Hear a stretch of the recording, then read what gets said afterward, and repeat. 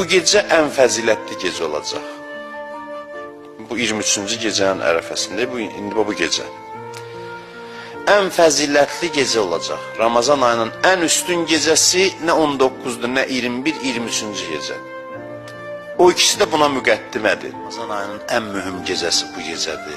Səni and verirəm bu aydan nazil elədiyin Qurana, Əhl-i Beytin ehtiramına, bu gecənin feyzindən, fəzilətindən, bərəkətindən bizi məhrum eləmə. Bizi bu gecələrin bağışlananlarından qərar ver. Kimlər ki bizdən dua istəyiblər, iltiması dua deyiblər, hamısının hacətlərini rəva elə.